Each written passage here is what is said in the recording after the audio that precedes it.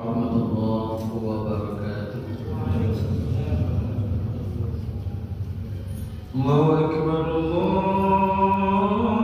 akbar, Allahu akbar,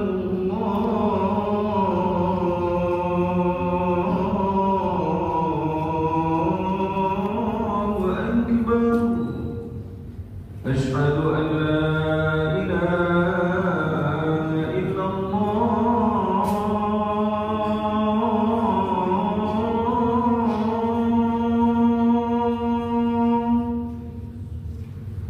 أشهد أن لا إله إلا الله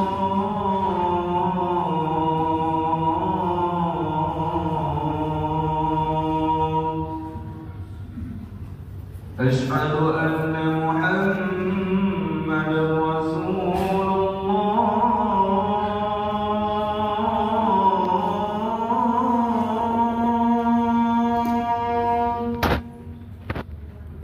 أشهد أن محمدا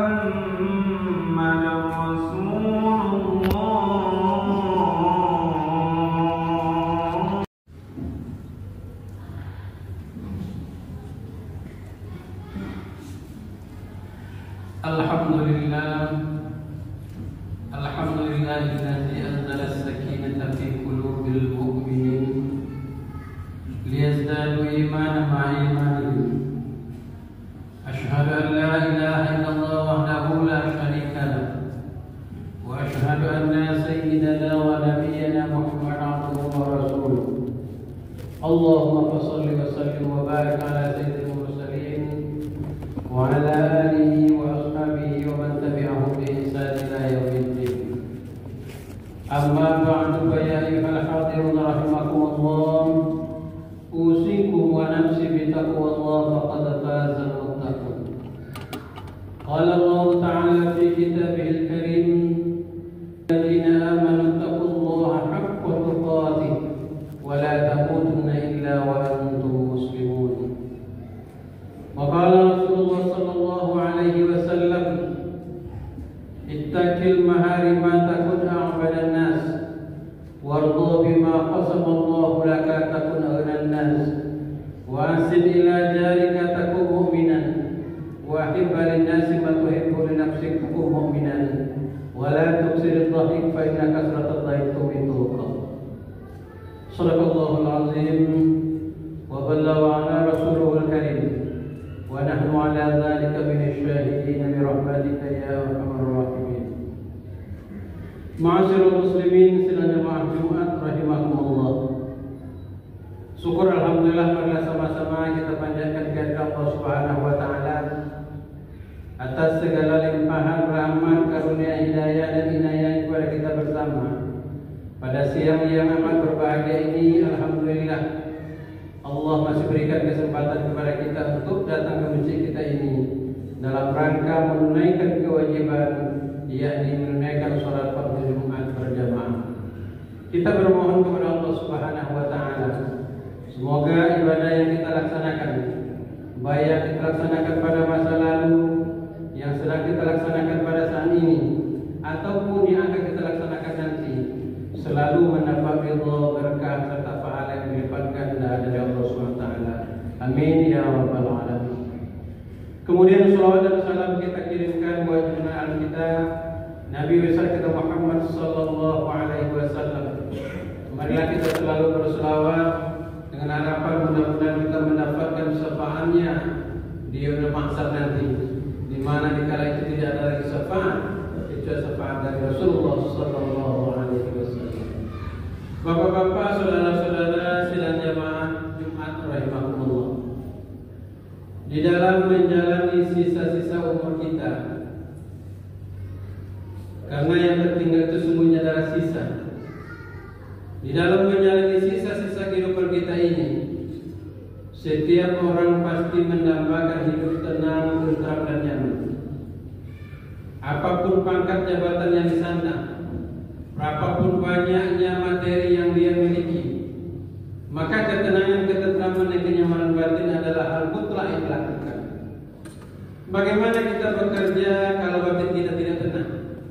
Bagaimana kalau kita berdagang sementara batin kita tidak tenang? Intinya, apapun yang kita lakukan kalau batin kita tidak tenang, pasti hasilnya tentu tidak akan maksimal sebagaimana kita harapkan. Untuk mendapatkan ketenangan, ketentraman, dan kenyamanan batin itu, berbagai macam cara dilakukan oleh manusia itu. Mulai dari cara-cara yang diperbolehkan oleh agama, seperti memperbanyak zikir kepada Allah, memperbanyak ibadah-ibadah sunnah di samping yang wajib. Bahkan ada yang melakukan hal-hal yang terlarang sekalipun dengan alasan, dengan dalil untuk mendapatkan ketenangan, ketentraman yang kenyamanan batin. Ternyata kaum muslimin sejamaah Jumat rahimahumullah, pangkat yang tinggi, jabatan yang tinggi, materi harta yang kita miliki banyak, tetapi ternyata tidak menjamin seseorang akan mendapatkan hidup tenang dan tentram. Kita bisa melihat kiri kanan depan belakang kita, ada di antara saudara-saudara kita yang secara materi, secara pangkat jabatannya sudah tinggi, tapi apakah mereka mendapatkan ketenangan, ketentraman, dan kenyamanan batin itu? Belum tentu. Oleh sebab itu kaum muslimin jamaah Jumat rahimahumullah, Rasulullah SAW sudah memberikan rambu-rambu kepada kita. Bagaimana cara kita untuk mendapatkan hidup tenang, tentram, dan nyaman itu? Dalam hadis yang kita bacakan di awal tadi, Rasulullah SAW menjelaskan ada beberapa hal yang mesti kita lakukan dalam rangka untuk mendapatkan hidup tenang, tentram, dan nyaman itu. Yang pertama kata Rasulullah SAW, ittaqil maharima takun abadan nas. Jauhilah, hindarilah segala sesuatu yang diharamkan oleh Allah. Niscaya engkau akan menjadi orang yang paling dekat dengan Allah. Apapun perintah Allah, apapun larangan Allah, kalau itu merupakan perintah Allah, tugas kita adalah wajib melaksanakannya. Kalau itu merupakan larangan Allah, maka larangan Allah itu wajib kita tinggalkan bagaimanapun adanya. Ketika kita sudah melaksanakan perintah Allah kita kerjakan, larangan Allah kita tinggalkan, insya Allah batin kita pasti akan tenang, tentram, dan nyaman. Agama sudah memberikan rambu-rambu kepada kita. Innal halala bayyin wa innal harama bayyin wa bainahuma umurun mutasyabihat. Yang halal sudah jelas, yang haram sudah jelas juga. Antara yang halal dan yang haram itu ada namanya subuhan. Jangankan yang haram, yang subuhan saja kita sudah dilarang melaksanakan, apalagi yang sudah jelas-jelas haram.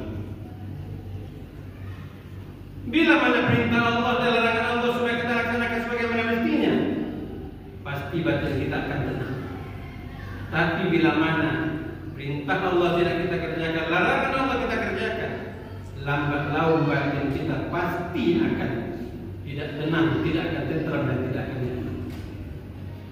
Jangankan aturan Allah, aturan manusia saja ketika kita melanggar aturan manusia itu, maka batin kita akan tidak tenang. Batin kita akan goncang.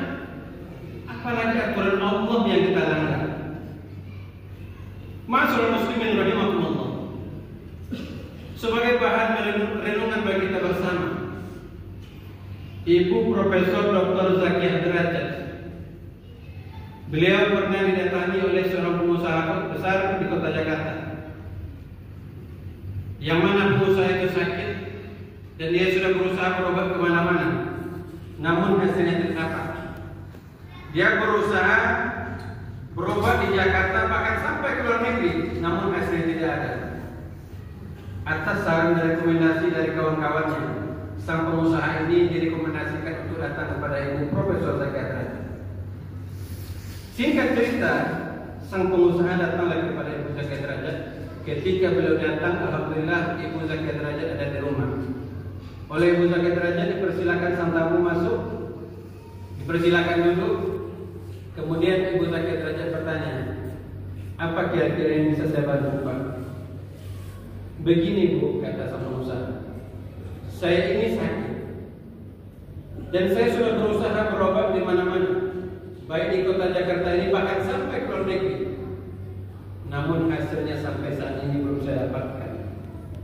Atas saran dan rekomendasi dari kawan-kawan, mereka semuanya menyarankan kepada saya agar saya datang kepada Ibu. Inilah maksud tujuan saya. Mohon saya dibantu. Mudah-mudahan dengan bantuan Ibu, saya bisa sehat, saya bisa tenang, saya bisa tentram dan nyaman. Apa jawaban Ibu Profesor Zaki Derajat? Mohon maaf Pak, kalau itu yang Bapak minta dari saya tidak bisa mengabulkan permintaan Bapak. Saya bukan dokter, saya bukan tabib, saya bukan orang yang ahli dalam bidang pengobatan. Ketika itu Ibu Zaki Derajat itu adalah Direktur Pasca Sarjana IAIN Syarif Hidayatullah Jakarta yang sekarang sakit itu. Disitulah terjadi dialog antara sang pengusaha dengan Ibu Zaki Derajat. Sang pengusaha minta tolong, Ibu Zaki Derajat mengatakan saya tidak bisa membantu sesuai dengan kapasitas saya. Tapi pada akhirnya, karena tarik ngobrol seperti itu, oleh Ibu Zaki Derajat, begini saja lah Pak. Kalau Bapak ingin juga sehat, ingin juga bantuan saya, ada syarat yang mesti Bapak lakukan. Kalau Bapak kabulkan, oke. Kalau tidak Bapak kabulkan, tidak apa-apa juga. Biasanya orang dalam kondisi kepepet, apapun permintaan orang, maka dengan gampang kita akan bisa melaksanakannya. Tapi apa yang diminta Ibu Zaki Derajat? Ibu Profesor Zaki Derajat dimintanya hanya satu saja. Tolong ceritakan pengalaman dan riwayat hidup Bapak sejak Bapak balik berakal dulu sampai Bapak datang hari ini. Usia sudah lebih 50 tahun. Tentu panjang ceritanya. Tapi oleh Ibu Zaki Derajat diberikan kesempatan seluas-luasnya untuk menceritakan pengalaman dan riwayat hidup itu. Singkat cerita, dari pengalaman dan riwayat hidup sang pengusaha, Ibu Zaki Derajat ternyata hanya bisa mengambil 2 kesimpulan saja dari cerita panjang itu. Apa kesimpulannya? Pertama, sang pengusaha yang ternyata setiap hari bergelimang mengakan perbuatan dosa. Maklum, materi banyak, harta banyak, iman kurang. Kalau materi banyak, pangkat jabatan tinggi, tapi iman kurang, inilah segala-gala yang bisa dilakukan. Yang bagus sesungguhnya pangkat jabatan, materi tinggi, banyak, iman pun kuat. Tapi dua ini kadang-kadang tidak bersemayam di dalam diri kita. Ada orang yang imannya kuat, tapi materi kurang, pangkat jabatan kurang, atau sebaliknya. Satu. Yang kedua, mengaku sebagai seorang Muslim, tapi ternyata dia tidak melaksanakan ketentuan agama sebagaimana mestinya. Sholatkah, puasakah, zakatkah, haji dan semacamnya. Lalu apa kata Ibu Zaki Derajat? Sebagai solusi alternatif yang saya berikan kepada Anda, mulai hari ini, pertama, Bapak wajib tinggalkan segala macam bentuk perbuatan dosa yang pernah Bapak lakukan pada masa lalu. Apapun bentuknya, besarkah, apalagi kecil, apalagi besar, Bapak wajib tinggalkan. Dua, mulai hari ini Bapak wajib melaksanakan segala ketentuan agama apapun adanya. Sholatkah, puasakah, zakatkah, haji, amal ibadah lainnya, mulai hari ini Bapak wajib laksanakan. Dari saya cukup 2 itu saja yang saya sampaikan. Anda boleh pulang sekarang. Berselang lebih kurang 2 bulan setelah itu, sang pengusaha datang lagi pada Ibu Zaki Derajat. Bu, saya datang kali kedua. Kedatangan kali yang kedua ini, saya mengucapkan syukur kepada Allah Subhanahu wa Ta'ala. Yang kedua, ingin saya mengucapkan terima kasih kepada Ibu. Dulu saya sakit, sekarang saya sudah sembuh. Tentu pertanyaan bagi kita, apa sungguhnya penyakit sang pengusaha? Kalaulah penyakit pengusaha itu adalah penyakit fisik, insya Allah di Jakarta itu banyak bermacam-macam spesialis itu. Tapi kalau batin yang sakit, kemanapun kita berobat tidak akan ada obatnya kecuali kembali kepada agama. Dalam bahasa lain, introspeksi diri kita. Taubatlah obat satu-satunya. Selagi kesempatan masih diberikan Allah kepada kita, mari kita hitung-hitung diri kita, mari kita muhasabah diri kita. Manakah yang lebih banyak perbuatan baik kita lakukan, atau justru perbuatan yang tidak baik banyak kita lakukan? Dalam hadis Nabi dikatakan, satu kali saja anak cucu Adam itu melakukan pelanggaran hukum, maka akan muncul satu bintik hitam di hatiku dan suci bersih ini. Bayangkan kalau sudah usia kita 50 tahun, 60 tahun, 70 tahun, setiap hari kita bergelimang perbuatan dosa, tentu hati kita yang suci bersih akan dilumuri oleh bintik hitam. Dikala itulah akan terjadi ketidaktenangan, ketidaktentraman dan ketidaknyamanan batin. Ma'asyiral muslimin rahimahullah. Yang kedua, untuk mendapatkan ketenangan, ketentraman dan kenyamanan batin itu syarat yang kedua kata Rasulullah, warḍa bima qasamallahu laka taqaddam nas. Ikhlas, ridholah dengan segala pemberian Allah. Berapapun honor, gaji, pendapatan yang kita dapatkan, maka tindakan yang paling arif dan bijaksana tidak lain adalah bersyukur kepada Allah. La in syakartum la azidannakum. Kalau kita pandai mensyukuri nikmat Allah, Allah janji kata azidannakum. Kalau kita baca dalam berbagai tafsir, para mufassir itu menjelaskan la azidannakum itu paling tidak ada dua makna. Makna pertama, boleh jadi materi, pangkat, jabatan, harta kita itu dari waktu ke waktu bertambah saja. Kalau tidak tercapai pada makna pertama, boleh jadi pada makna kedua. Apa makna kedua itu? Ada rasa kepuasan batin. Banyak pendapatan kita alhamdulillah, sedikit pendapatan kita alhamdulillah, lapang dunia. Tapi bila mana wala in kafartum inna azabi lasyadid. Kalau kita tidak pandai mensyukuri nikmat Allah, azab Allah itu sangat pedih. Makanya terjadi 1 juta pun gaji kita 1 jam. 1 juta gaji kita 1 jam. Dasar syukur tidak ada dalam diri kita, maka kita akan mengatakan kurang. Maka disinilah terjadinya. Kenapa terjadi korupsi di mana-mana? Karena rasa syukur atas nikmat Allah sudah berhilang. Kaum muslimin sedang jemaah Jumat rahimahullah. Itu yang kedua. Yang ketiga, wa ahsin ila jalika takun mu'minan. Syarat ketiga untuk mendapatkan ketenangan yang pertama dan kenyamanan batin adalah berbuat baiklah dengan jiran tetangga. Dalam hadis Nabi dikatakan 40 depan, 40 belakang, kiri, kanan itu adalah keluarga kita. Walaupun kita banyak punya saudara-saudara yang kaya, yang merupakan segala macam, tapi mereka berjauh dengan kita. Ketika musibah menimpa kita, siapa kita panggil kalau bukan jiran tetangga kita? Maka pada persoalan-persoalan yang kecil, apa contohnya? Ketika anak sama anak kita bertengkar, berkelahi mereka, maka sikap yang baik sebagai seorang ayah dan ibu adalah mendamaikan anak-anak kita itu. Jangan dicari juga lagi siapa yang salah, karena boleh jadi kita menyalahkan anak orang, ternyata salah itu adalah anak kita. Padahal anak-anak ketika mereka berkelahi, pagi mereka berkelahi, siang mereka sudah berdamai, sore mereka sudah berdamai, besok mereka sudah berdamai. Tapi kalau ayah sama ayah, ibu sama ibu yang sudah bertengkar, payah untuk menyelesaikannya. Atau contoh yang berikutnya, ketika kita merenovasi rumah kita ingin menambah ke kiri, ke kanan, ke belakang, kita ingin membuat pagar rumah kita. Sebelum renovasi kita mulai, sikap yang terbaik itu sungguhnya adalah komunikasikan dengan jiran tetangga kiri, kanan, dan belakang. Kita komunikasikan dulu, betul nggak ini adalah tabel batas kita? Jangan-jangan selama ini kita menganggap ini tabel batas kita, ternyata salah. Jangan pernah kita melakukan. Bangun dulu, ketika ada komplain baru kita selesaikan. Itu tindakan yang tidak baik. Ketika kita bangun, mereka komplain, ini tanah saya termakan oleh Anda setengah meter, berapa setengah meter?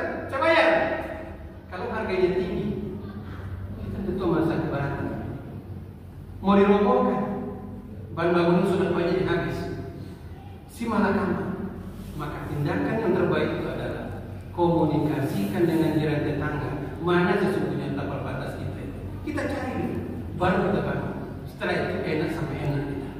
Tapi ketika kita bangun dulu, muncul komplain nanti, diselesaikan di belakang, pasti ada kesat di dalam hati kita. Itulah menjadi penyebab tidak tenang, tidak tentram dengan tetangga. Yang terakhir, wala tusidullahi bainaka tumitur. Jangan banyak tertawa, karena banyak tertawa itu akan mematikan. Kalau secara tekstual hadis memang seperti ini, jangan banyak tertawa, karena banyak tertawa itu akan mematikan hati. Tetapi sesungguhnya maksudnya adalah Islam itu tidak melarang kita tertawa. Yang dilarang itu adalah segala sesuatu yang berlebihan. Makan berlebihan tidak bagus, minum berlebihan tidak bagus, tidur berlebihan tidak bagus. Pokoknya apapun yang berlebihan tidak yang bagus. Kalau begitu bagaimana? Kita mengambil waktu biasa saja, pertengahan saja. Tetapi secara kontekstual hadis, sesungguhnya Allah sudah sediakan waktu 24 jam sehari semalam untuk kita. Laki-laki, perempuan, tua, muda sama semuanya 24 jam sehari semalam. Tinggal kita lagi bagaimana kita mengisi 24 jam sehari semalam itu dengan hal-hal yang positif. Mari kita bagi waktu kita, mana untuk ibadah, mana untuk mencari nafkah, mana waktu untuk refleksi keluarga, segala macam. Itu perlu kita bagi. Jangan habis waktu kita untuk ibadah dari pagi sampai siang, siang sampai sore, sore sampai malam, malam sampai pagi besok. Atau kita gunakan hari kita itu untuk menafkahkan. Dari pagi bekerja sampai siang, siang sampai sore, sore sampai malam, malam makan sampai pagi besok. Ini adalah cara yang tidak bagus. Bagilah waktu itu secara efektif dan efisien. Semakin efektif dan efisien kita membagi waktu, semakin banyak hasilnya dan semakin akan tenang batin kita dalam hidup dan kehidupan kita. Masyarakat muslimin sedang jemaah Jumat rahimahumullah. Inilah di antara pesan-pesan Rasulullah dalam rangka mencari ketenangan, ketentraman dan kenyamanan batin, terutama menjalani sisa-sisa umur kita yang ada. Kita harus mengakui bahwa sesungguhnya tertinggal itu adalah sisa. Kalau kita pakai metode matematik, iya betul, usia kita semakin hari semakin bertambah. Tetapi kalau kita memakai metode hakiki, metode hakikat, sesungguhnya usia kita itu semakin hari semakin berkurang. Pada akhirnya sampailah kita kepada namanya ajal.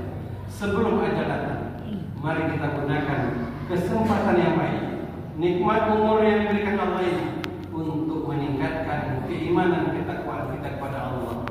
Mudah-mudahan puasa yang sebentar lagi akan kita masuki, Allah berikan kesempatan kepada kita untuk beribadah yang lebih bagus lagi. Demikian khutbah kita pada kesempatan berbahagia ini, semoga bermanfaat bagi kita bersama. Fa'tabiru ya ulil absar la'allakum tuflihun.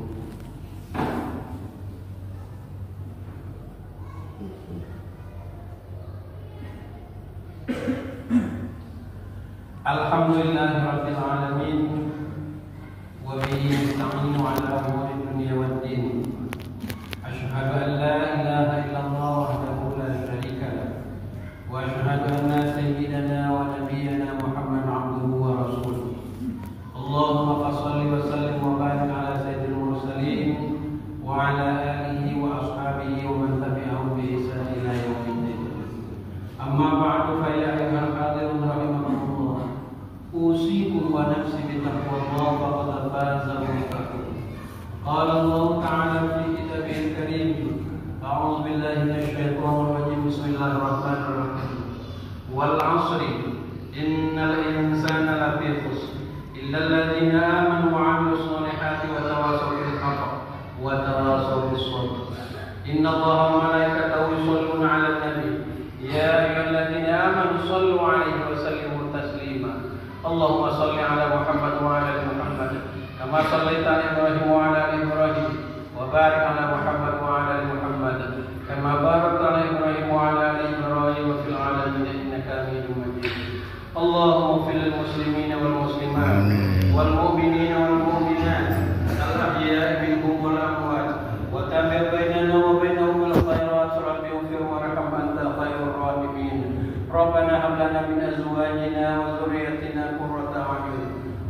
وجعلنا للمتقين إماما اللهم إنا نسألك رضاك والجنة ونعوذ بك من سخطك والنار اللهم اختم لنا أعمالنا وأجلنا وحياتنا بحسن الخاتمة ولا تختم علينا يا الله بسوء الخاتمة اللهم بارك لنا في رجب وشعبان وبلغنا رمضان برحمتك يا أرحم الراحمين ربنا آتنا من لدنك رحمة وهيئ لنا من أمرنا رشدا ربنا آتنا في الدنيا حسنة وفي الآخرة حسنة وقنا عذاب النار عباد الله إن الله يأمركم بالعدل والإحسان وإيتاء ذي القربى وينهى عن الفحشاء والمنكر والبغي يعظكم لعلكم تتذكرون فاذكروا الله العظيم يذكركم واسألوا من فضله يؤتكم ولذكر الله أكبر